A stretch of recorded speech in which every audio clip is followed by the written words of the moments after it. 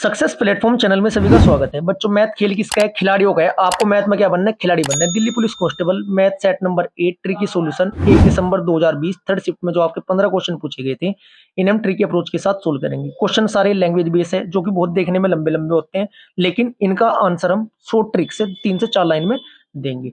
जिन बच्चों की practice math की बहुत अच्छी है, कंप्लीट क्लास देखना। 8 से लेकर 10 क्वेश्चन के नए कॉन्सेप्ट देखने को मिलेंगे, जो कि आपका टाइम एग्जाम में बहुत बचाएंगे। मैथ से डरने की जरूरत नहीं है, मैथ आपको रीजनिंग से भी ज्यादा आसान लगेगा। टारगेट हमारा है 15 में से 15 नंबर लेकर आना। उसके लिए आपको 3 पॉइंट पर वर्क करना है। नंबर 1 पॉइंट आपसे जोड़, घटा, गुना और भाग आनी चाहिए। बेहतरीन प्रैक्टिस करनी है, डायरेक्ट आंसर निकलते जाएंगे। नंबर 2 आपको 100% का नियम का ध्यान रखना है कि कुछ भी चीज होगी 100% होगी, उसके अकॉर्डिंग क्वेश्चन के आंसर निकलेंगे। तीसरी, क्वेश्चन की लैंग्वेज पढ़ना सीखना है कि क्वेश्चन कह क्या रहा है और कहां से क्वेश्चन उठाना है। मैथ का डर भगाना है, क्वेश्चन को हवा में उड़ाना है। क्लास स्टार्ट करते हैं। Question number first. एक व्यक्ति किसी स्थान तक पैदल जाने तथा मोटर गाड़ी से वापस आने में 5 घंटे 45 मिनट का समय लेता है। ऐसे क्वेश्चन में कुल समय साइड में लिख दो कहीं पर, 5 घंटे 45 मिनट लेता है। यदि वह दोनों तरफ पैदल सफर करता है और उसे 2 घंटे ज्यादा लगते हैं। ये कहीं मान ले इतना इतना जाना है, टोटल जाने में इधर से जा रहा है, ये पैदल तो गया और वापसी आया, गाड़ी से आया, टोटल लिए 5 घंटे 45 मिनट। दोबारा क्या कह रहा है? यदि वह दोनों तरफ पैदल सफर करता है तो उसे 2 घंटे अधिक लगते हैं। 5 घंटे 45 में 2 घंटे जोड़ो दोनों साइड के पैदल के लिए। 5 और 2 कितने होते हैं? 7 घंटे 45 मिनट। ये आपको केवल पैदल पैदल में लगे। चलो जी, नेक्स्ट देखो क्या कह रहा है। मोटर गाड़ी से आने व वापस जाने में उसे कितना समय लगेगा? अब मेरे पास दो चीज आई। एक तो पैदल जा रहा था, पैदल जा रहा, गाड़ी से आ रहा 5 घंटे 45 मिनट, दोनों साइड पैदल जा रहा पैदल आ रहा 7 घंटे 45 मिनट। अब क्या करेंगे? 7 घंटे जो आपके 45 मिनट है, इन्हें आधा कर देंगे एक साइड का निकालने के लिए। अब नेक्स्ट पेज पर ले लेता हूँ। 7 घंटे 45 में देखो जोड़ घटाया बस, और कुछ नहीं है। दो 7 का आधा कितना होते हैं? 3.5 घंटे। ऐसे लिखते हैं 3.5 घंटे। 45 मिनट का आधा कितना होते हैं? 22.5 मिनट। 22.5 मिनट। ये कितना हुआ? 3 घंटे 30 मिनट और 22.5 मिनट। आपका टोटल कितना होगा? आपका ये 3 घंटे 52 मिनट 52.5 मिनट होगी। इतना याद रखना है। 3 घंटे 52.5 मिनट आपकी ये क्या निकला है? ये एक साइड का पैदल जाने का समय निकला है। अब इसे टोटल में से घटा दो। टोटल कितना ले रहा था वो? 5 घंटे 45 मिनट में से आप 3 घंटे 52.5 मिनट घटा दो, एक साइड से गाड़ी का निकल जाएगा। चलो जी, अब देखो कुछ बच्चों को दिक्कत आएगी, सर कैसे घटाएं? यदि ये 5 घंटे 45 मिनट में से मुझे 3 घंटे 45 मिनट ही घटाने होते, डायरेक्ट घटा देते 2 घंटे निकल जाता। ये सर बहुत आसान था। अब ये देखो कितने कम घटाया आपने। ये 45 मिनट यहाँ घटानी थी 52.5 मिनट, इसका मतलब 7.5 मिनट कम घटाई है आपने। कितनी घटाई है? 7.5 मिनट कम घटाई। अब इस 2 घंटे में 7.5 मिनट घटा दो, बहुत आसान है। जब 2 घंटे में से आप 7.5 मिनट घटाओगे, 1 घंटा तो आपका पूरा आ जाएगा। 7.5 मिनट घटाने के लिए कितना आ जाएगा? 52 आपकी मिनट आ जाएगी। 52 मिनट ये आपका गाड़ी का एक साइड का निकला है। बस इसे डबल कर दो। 1 घंटे 52 मिनट को 1 घंटे 52 मिनट को जब आप डबल करोगे तो उसका क्या निकल जाएगा? गाड़ी से जाने और वापस आने में समय निकल जाएगा। एक का दुगुना कितना हो? 2 घंटे तो एक हुई। 52 कितने होते हैं? 104। आधा आधा कितना होता है? 1। 105 मिनट 105 मिनट एक हुई। 105 मिनट एक हुई तो ये कितना होगा आपका? 3 घंटे 105 मिनट में तो 60 मिनट एक साइड चलेगी, 3 घंटे हुए। आगे कितनी बची? 45 मिनट। 3 घंटे 45 मिनट आपका डायरेक्ट आंसर आ जाएगा। इतना टाइम इसलिए लिया है मैंने समझाने में, जिससे आपको कॉन्सेप्ट समझ में आ जाए। Next question, question number 2।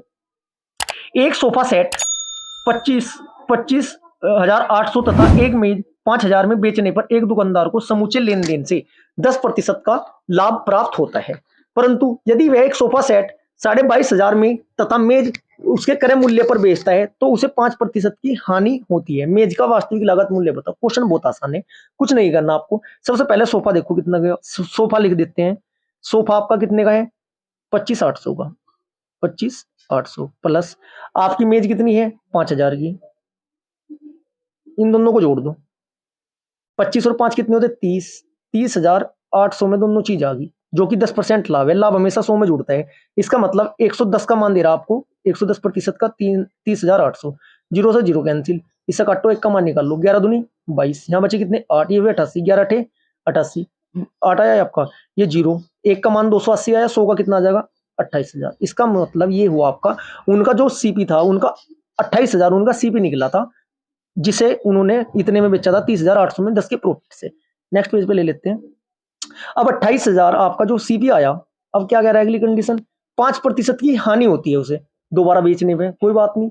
कितने पे? यदि मेज को आपको, यदि सोफे को 22,500 बेचे और मेज को करे मूल्य पर, अब 5% की हानि निकाल दो बस, इसमें 95 गुना कर दो डायरेक्ट, या 5 की निकाल कर 28,000 में से घटा देना, गुना 100, 0,0,0,0, 280 की गुना जब आप 95 में करोगे कितना आ जाएगा आपका, जो यह आ जाएगा 26,600 आ जाएगा। दोनों का है ये।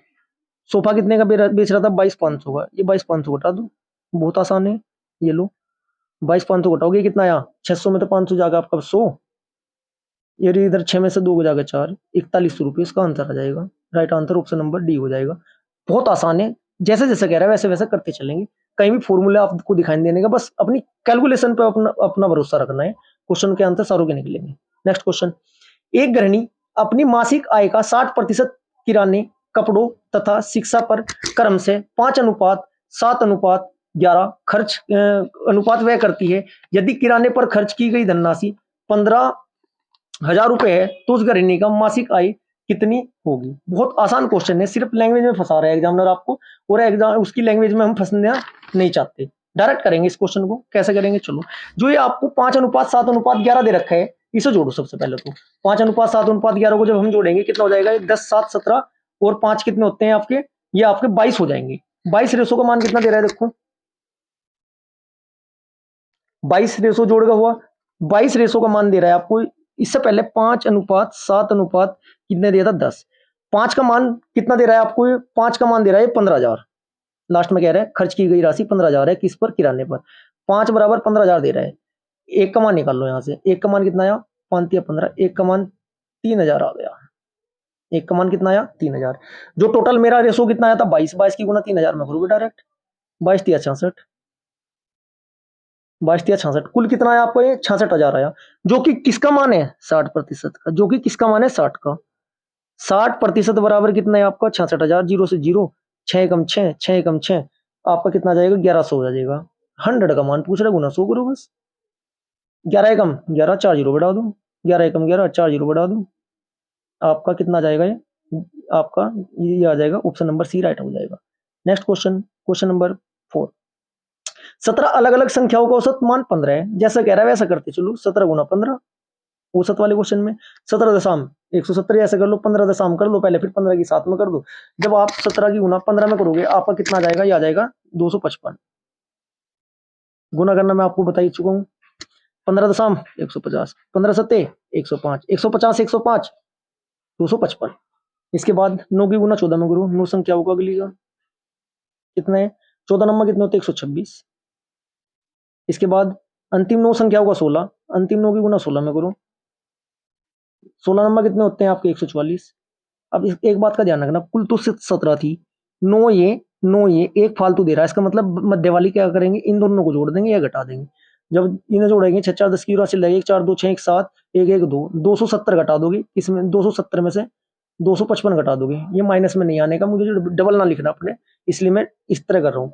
जब 270 में से आप 255 घटाओगे कितना आंसर आ जाएगा आपका? 15 आंसर आ जाएगा direct. Right answer option number A हो जाएगा। Next question, question number 5। इसके मैं आपको 2 कॉन्सेप्ट बताऊंगा, डायरेक्ट और एक थोड़ा सोल्व करके। ये आपका 7/10 ये माइनस के थे, इसमें मिस प्रिंट कर रखा है, एग्जाम में माइनस में आए थे।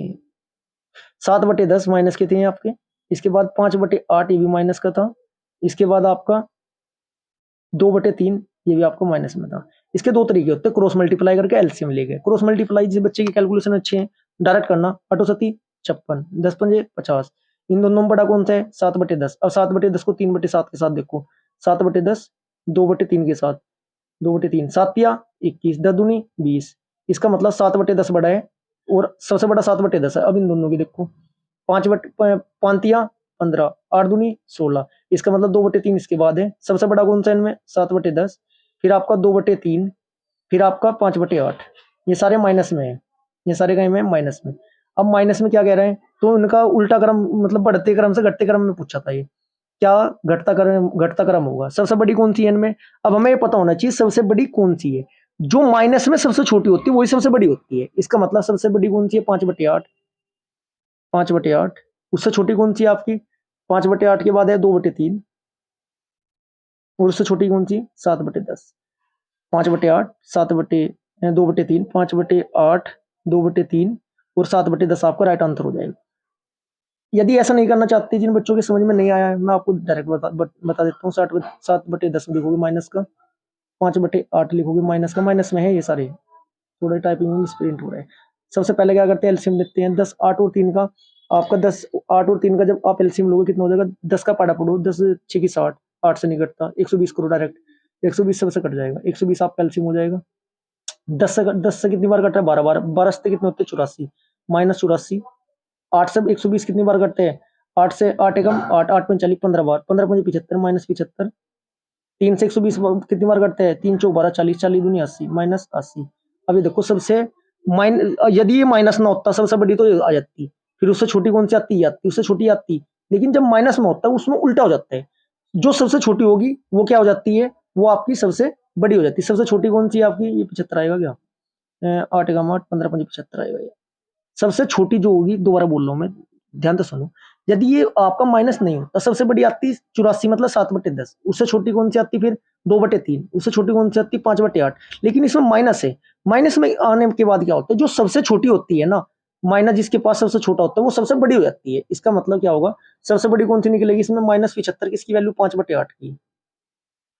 चलो इसके बाद -75 से बड़ी कौन सी होगी आपकी, -75 है जो, इससे बड़ी, इससे छोटी कौन सी होगी आपकी, ये होगी 2/3। फिर इसके बाद 7/10, 5/8, 2/3, 7/10, ये आपका राइट आंसर हो जाएगा। 5/8, 2/3, 7/10 ऑप्शन में शायद है नहीं, ये राइट आंसर होगा। Next question, question number 4। चार अलग अलग घंटियां 4, 12, 20, 25 मिनट के अंतराल पर बजती है। यदि घंटियों के साथ 8 बजे बजती है तो दोबारा एलसीएम का क्वेश्चन है। ऐसे एलसीएम को क्वेश्चन में एलसीएम वैसे नहीं लेना, सबसे बड़ी संख्या उठाओ 25, 25 का पाड़ा पड़ो, जो भी डिजिट चारों से कट जाएगी वही एलसीएम। 25 से कम 25, 4 से नहीं कटने का, 25 दूनी 50, 4 से नहीं कटने का, 25 3 75, 25 चौका 100, 100 12 से नहीं कटने का। इसके बाद क्या करेंगे हम, 100 200 करेंगे डायरेक्ट, 200 फिर आपका 12 से नहीं कटने का, 300 करेंगे, 300 डायरेक्ट 4 से कट जाएगा, 12 से कट जाएगा, 20 से। एलसीएम कितना आया 300। ये 300 मिनट आई, इन्हें घंटे में कन्वर्ट करो, भाग 60 करो, कितना आया 5 घंटे आए। स्टार्ट किस टाइम होती है, 8 बजे। 8 बजे सुबह के 8 बजे में 5 घंटे जोड़ोगे, 8 8 9 10 11 12 13, 13 बजे बचेगा। 13 बजे क्या बोलते हैं, दोपहर के 1 बजे। 1 पीएम आपका राइट आंसर हो जाएगा, राइट आंसर ऑप्शन थर्ड।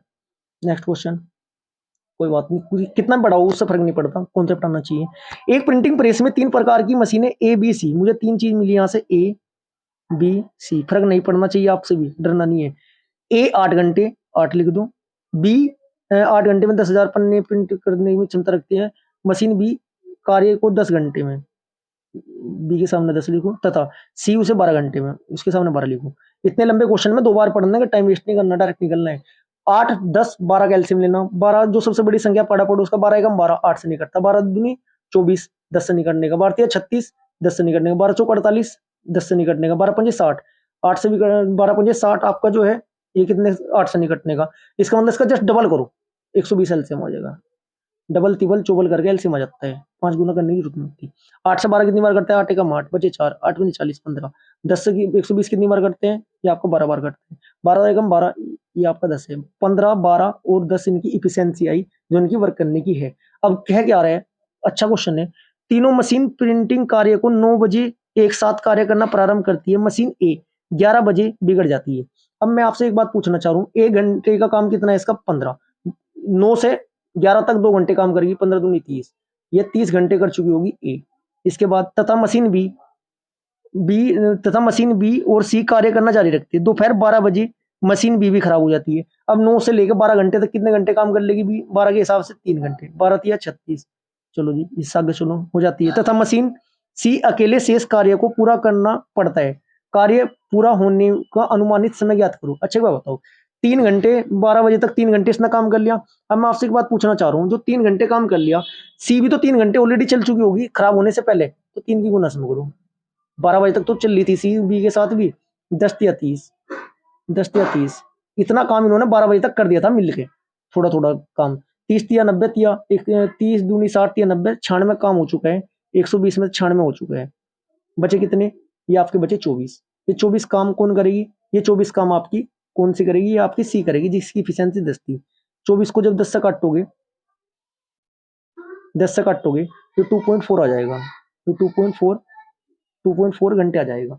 इसका मतलब 2.4 आपका घंटे आया। क्या कह रहा है, तथा मशीन सी कार्य को पूरा करती है, कार्य पूरा होने में अनुमानित समय क्या होगा। ये 12 तो बज ही गए थे आपके, 12 बज गए थे, 2 घंटे 40 मिनट हुई और लगेगी। इसका मतलब आपको 12 में जुड़ जाएगा 2 घंटे 40 मिनट। इसका आंसर हो जाएगा option number D. Next question ऐसे ही करने हैं। देखो इसे कैसे उड़ाएंगे हवा में। एक तौलिया को ब्लीच करने की उसकी लंबाई 25% घटती, 25% घटती है। देखो कॉन्सेप्ट में बार बार तो बताने का, आने वाली सीरीज में मैं थोड़ा डायरेक्ट किया करूंगा। 25 से कम 25, 25 होगा 100, 4 के समान में 1 कम करा, 4 का समान कितने का बिका, 3 का।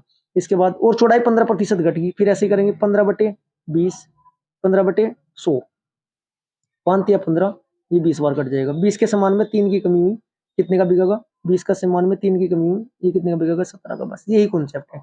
ये तो लिखना एक्स्ट्रा पड़ा मुझे आपको समझाने के लिए, नहीं मैं 4 से 3, 20 से 17 लिखता डायरेक्ट। जिन बच्चों की प्रैक्टिस हो चुकी है वो ऐसे ही करेंगे। 20 चौक 80, 80 का समान 17 तिया 51, 80 का समान कितने बिका है आपका, 80 का समान आपका 51 रुपये में बिका है।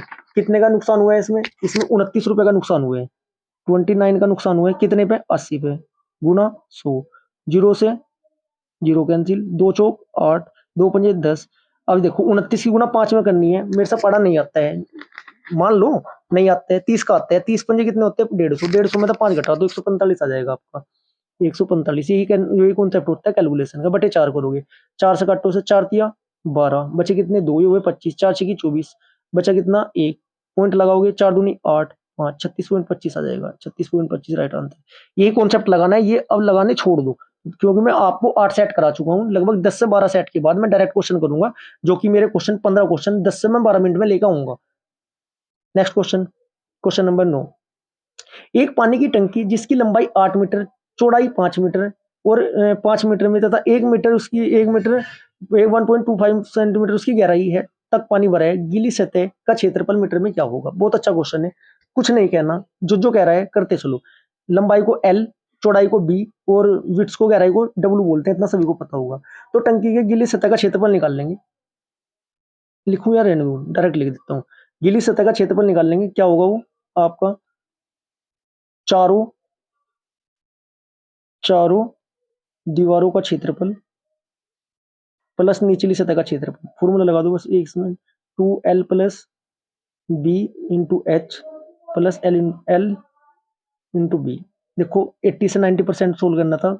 मेंसुरेशन, त्रिकोणमिति और आपका ज्योमेट्री, कुछ ऐसी चीजें होती है इसमें क्वेश्चन जिसमें फॉर्मूले की आवश्यकता पड़ती है। वैल्यू पुट करो बस। 2, लंबाई कितनी है 8, चौड़ाई कितनी है 5, ऊंचाई कितनी है गुना करो, ऊंचाई थी 1.25 plus L into B. L कितना था, लंबाई थी 8, चौड़ाई कितनी थी 5। बस ये कितना हो जाएगा आपका, यहाँ से कितना हो जाएगा 32.5 प्लस ये कितना हो जाएगा 40, 5 है ये 8 5 40, ये कितना हो जाएगा 40 30 70, 70 2 72, 72.5 राइट आंसर हो जाएगा। ऑप्शन नंबर है क्या, option number C. Next question, question number 10। एक 3 अंकों की, देखो कॉन्सेप्ट जबरदस्त, डायरेक्ट आंसर। एक 3 अंकों की संख्या जिसका योग 14 है। चलो जी, मध्य वाले अक्षर, मध्य वाला ये होते हैं, मध्य वाले अक्षर अन्य 2 अंकों के योग के बराबर है, इन दोनों के योग के बराबर ये वाला निकलेगा। तो जी चलो आगे। यदि इस संख्या के अंकों को पलट दिया जाए तो इस संख्या के 99, इसलिए संख्या में 99 की वृद्धि हो जाती है, वह संख्या का। तो कुछ चीजें ऐसी होती है विदाउट एक्स, डायरेक्ट हम ऑप्शन से उठाते हैं। उठा लो ऑप्शन, पहला ही उठा लेते हैं। पहला ऑप्शन 374 उठाया मैंने, 374, उल्टा कर दो। अब ये देखो, बीच वाली संख्या का अंक है 7, दोनों जोड़ के 7, पहली वाली कंडीशन फुलफिल हो चुकी है। अब इन्हें उल्टा करो, उल्टा करोगे 700 कितना आ जाएगा, ये 473 आ जाएगा। घटा कर देख लो, 99 है क्या, यही आंसर हो जाएगा। अगर है 13 में 4 जाके कितने बचे 9, यहाँ बचे कितने 6, हासिल लिया 16, 16 में तो 7 जाके कितने बचे 9। मैं आपका चेक ही नहीं करता, 99 भी आ गया। पहली और दूसरी, पहली और तीसरी संख्या का योग दूसरी के बराबर है 99, यही आंसर है जी 374। आगे भी चेक नहीं करने की जरूरत है। Next question, question number 11। 32% एकल छूट 12 एवं 20 और 12 की 2 क्रमागत छूट के छूट के विक्रय मूल्य के बराबर है 1211 रुपये हो जाता है, तो मूल्य ज्ञात कीजिए। बड़ा आसान क्वेश्चन है। 32 लिखते हैं एक साइड, 32 मिल रहा है। दूसरी कंडीशन क्या कह रहा है वो, 32 में पहले तो उसने कहा 20 ले लो। 2 कॉन्सेप्ट है इसके, दोनों की दोनों बताऊंगा मैं आपको। भाई जब छूट देता है ना, 100 में तो 20 की कमी हुई, कितने बचा 80, डायरेक्ट 80 पे फिर 12 की कमी करी, 80 गुना 12/100 करेंगे, जीरो से आपकी जीरो कैंसिल हो जाएगी, 2 6 12, 2 5 10 हो जाएगा।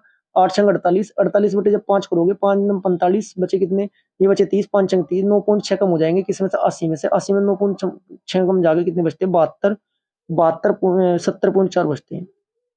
ये आपको समझ में आ चुका होगा, इतनी कैलकुलेशन आपकी अब ठीक हो चुकी है। अब क्या कह रहा है आपको, इससे पहले क्या कह रहा था, 32% छूट दी थी, जो वैल्यू कितने का बिका होगा, 68 का, प्लस 12.5 की छूट दी, 80 पे 12.5 की निकालने के बाद 70.4, इन दोनों को जोड़ दो। ये 68 कहां से आया, 100 का सामान था आपका, 100 के सामान पे 32 की छूट दे रहा था, जब 32 की छूट दी थी तो 68 का तो बिकेगा। फिर 100 के सामान पे पहले 20 की छूट दी, 80 हुआ, फिर 80 पे 12 की दी, ये आपका टोटल 9.6 और घटागा, 70.4 का बिका। इन दोनों को जोड़ दो, 68 और 7 नहीं जोड़ना आता, मैं बता रहा हूँ, 70 दूनी कितने होते हैं, 140 होते हैं। 140 में आपने दो फालतू लिए, दो घटाओ 140 में से, पहले कितने हुए आपके, दो घटाओगे जब 138 हुए, और 4.4, ये 138.4 ऐसा आता है। अगले पेज पे ले लेता हूँ, 138.4 का मान कितना दे रहा है, 1211 दे रहा है। एक का निकाल लो यहाँ से, जब एक का निकाल लोगे 8.75 आ जाएगा। 100 के लिए गुना 100 कर दो, पॉइंट हटा दो, 875 डायरेक्ट है, गुना भी करने की जरूरत नहीं है। Right answer option number D. एक त्रिभुज की भुजाओं की लंबाई का अनुपात, एक अनुपात, जैसे कह रहा है लिखते चलो, 1:3:1:5 है। चलो ये जब ऐसे अनुपात में देता है तो हम क्या करते हैं, पहले इनका एलसीएम लेते हैं। बड़ी संख्या 5, 5 दूनी 10, 3 से कटता है नहीं कटता है, 5 या 15, 2 से नहीं कटने का, 15 दूनी 30 करो, फिर 30 नहीं होता 60, 60 नहीं होता 120, 120 नहीं होता आपका 240, तो होगा ही होगा। कॉन्सेप्ट है ये एलसीएम निकालने का। क्या था, कितना आ गया था एलसीएम, 30 आ गया था। 2 का पड़ा पड़ो 30 में कितनी बार करता है, 15 बार, 15 की गुना 1 में करो, 15 एकम 15। 3 का पड़ा पड़ो 30 में 10 बार, 10 एकम 10। 5 का पड़ा पड़ो 30 में 5 अंक 30, 6 की गुना कर दोगे 1 में, 6 एकम 6। अनुपात आया 10 15 अनुपात 10 अनुपात 6 आया, इनका निकल गया आपका अनुपात। अब ये देखो 10 5 15 6 31, रेशो का मान निकल रहा है कितना, 186। देखो पढ़ा 31 का नहीं आता, नहीं कोई बात नहीं, 30 का तो आता है जी। 6 की गुना करो 30 में, 30 का कितने होते हैं 180, 1 की गुना करो 6 में, 6 जोड़ दो 180 में 86, इसका मतलब 1 रेशो बराबर 6 आ रहा है डायरेक्ट। ऐसी ही प्रैक्टिस करनी पड़ेगी, पेपर आपका यूपी पुलिस का हो, कांस्टेबल का हो, एसआई का हो, आपके एसएससी जीडी की वैकेंसी आने वाली वो, कोई सब पेपर हो, सारा सभी पेपरों के मैथ को मैं ऐसा ही खत्म करवाऊंगा आपका। बस प्रैक्टिस करते चलो, कंप्लीट सीरीज देखते चलो मेरी। 15 1 बराबर 5 आया, क्या पूछा इनने, तो सबसे लंबी भुजा का अनुपात कितना था, 15, 15 की गुना कर दो 6 में, 15 6 की 90 आंसर आ जाएगा। क्वेश्चन ये भी पूछ लेते हैं, बड़ी और छोटी भुजाओं का अंतर, अंतर 15 की 6 में और 6 की 15 में कर करनी, इनका अंतर देखेंगे, 15 और 6 का अंतर कितना है, 9, 9 की गुना 6 में करना, 9 6 की 54, ऐसा आ जाएगा अंतर डायरेक्ट। क्वेश्चन नंबर 13, 3 उम्मीदवारों में एक चुनाव लड़ा गया, 3 उम्मीदवार लिख लेता हूँ, फर्स्ट सेकंड थर्ड, बहुत अच्छा लगता है मुझे क्वेश्चन ये। लड़ा गया, सभी मत वैध मत थे, तो न्यूनतम मत वाले उम्मीदवारों को कुल मतों का कितने प्रतिशत मत मिले। ऐसे क्वेश्चन को टाइम वेस्ट नहीं करना, डायरेक्ट जोड़ूंगा मैं। देखो डायरेक्ट जोड़ने का तरीका देखो, ये आपका 15,000 है, ये आपका 15,272, 23,256 और 2,272 को जब आप जोड़ोगे, इन सभी को जोड़ने के बाद क्या आएगा आपका, 40,800 आ जाएगा। जोड़ के देख लेना एक बार, कितने कह रहे हैं, सबसे कम वाले हैं 2,272, 2,272 जो आपका है 4800 कितने प्रतिशत है, क्वेश्चन ये है बस। 0,0,0,0 408 से ये आपका कितनी बार कट जाएगा, ये आपका 408 से कट जाएगा 6 बार, 6% है डायरेक्ट, 6 आंसर। देखो देखने में कितना टफ लग रहा था, है कुछ ये भी कैलकुलेशन बेहतरीन है इसकी। देखो इसको निकालने का बहुत जबरदस्त तरीका बताता हूँ आपको। बड़े बड़े क्वेश्चन को सोल्व करना बहुत अच्छा लगता है जब छोटे सोल्यूशन में उसका आंसर आ जाता है। एक निश्चित धनराशि को 2 वर्षों के लिए सरल ब्याज दर पर जमा किया, यदि यदि इसी धनराशि को 3 वर्ष की अवधि के लिए 3% अधिक ब्याज की दर से निवेश कर किया गया होता तो 72 ज्यादा आता, तो 72 ज्यादा आता। 3 3 9 9 बराबर 72, 9 72। चलो आगे, प्राप्त होते ही यदि निवेशित जमा रकम धनराशि ब्याज दर से 80 गुना है अधिक है तो वार्षिक सरल ब्याज बताओ। यदि आप इसे सोल्यूशन करोगे, इसका पूरा सोल्यूशन करोगे तो बहुत लेंथी जाएगा। मैं इसका डायरेक्ट कुछ नहीं है ऑप्शन, डायरेक्ट ऑप्शन से उठाऊंगा 8। यदि 8 दर है तो धन कितना हो जाएगा, 80 गुना, 8 64, 640 हो जाएगा। इतनी बात समझ में आई, 640 का 2 साल का, 2 साल का दर कितनी ले रहा मैं, 8 की दर से ब्याज निकाल लो बस। सबसे पहले 0 से 0 कैंसिल, 2 एकम 2, 2 पंजे 10, 2 पंजे 10, 8 चौक 8 छंग 48, 8 चौक 32, 480 और 32, 480 और 32 कितना हो जाएगा आपका, 480, 490, 500 और 502, ये कितना हो जाएगा आपका, लगभग 502 को जब 5 से काटोगे 102.4 आ जाएगा। इसका ब्याज आया 102.4। अब दूसरा कंडीशन क्या दे रहा था आपको, 640 का ही 640 का ही 3 साल का दर 3 बढ़ा दो उसमें, 8 में 8 3 11 बटे 100 कर दो, मेरा आ रहा है 102.4 आ रहा है। इनका दोनों को घटा के अंतर जहां भी आपका 72 आ जाएगा वही आंसर है। अब देखो मैं कॉन्सेप्ट लगाता हूँ, 11 तिया 33, यूनिट डिजिट 3 आई, 3 की गुना 4 में करूंगा, 4 तिया 12, 12 आई, लास्ट में 2 आएगा, 4 में से 2 घटाएंगे जब हम, क्या आएगा लास्ट में, 0.2 आएगा, 0.2 नहीं आने का, वो आपका पॉइंट में आएगा, इसका मतलब पहले वाला तो होने का नहीं। यदि किसी को नहीं विश्वास है, पूरा गुना करके देख लो, जब इसकी आप पूरी गुना करोगे आपका 211.2 आएगा, 0.2 आ रहा है देखो, ये 0.4 है जी, 0.4 में से 0.2 घटाओगे 0.2 आएगा, जबकि मुझे 72 पूरा लाना, पहला ऑप्शन आपका नहीं है। थोड़ा टाइम लगेगा देखो, लेकिन आपको क्या करना पड़ेगा, ये कॉन्सेप्ट लगाना सीखना पड़ेगा, कैलकुलेशन अच्छी करनी पड़ेगी, डायरेक्ट आएगा। मैं 6 ले लेता हूँ, जब 6 लूंगा मैं आपका, तो 6 का मतलब 8 6 48, 480 धन आया मेरा, गुना 2 साल का ब्याज है 6 के हिसाब से है, गुना 100 है, 0 से 0, 2 एकम 2, 2 पंजे 10, 5 हुआ, ये गुना कैसे करेंगे, 6 चौक 24 240, 6 48, 6 चौक 24 240 और 48 कितना होगा आपका, ये 480 हो जाएगा, दोबारा 480 नहीं, रुको, 6 चौक 24 240, 8 छंग 48, 240 और 48 कितना होता है, 288 होता है। 288 को जब मैं 5 से काटूंगा, पंजो पंजो 25 बचे 3, ये हुए आपके, ये हो गए 38, 5 छंग थी 5 सत्ते 35, 57.6 आया।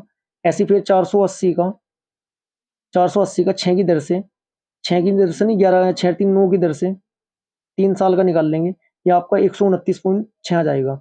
इनका अंतर देखो 72 आ रहा है, जहां भी अंतर 72 आ जाएगा वही आपका आंसर है।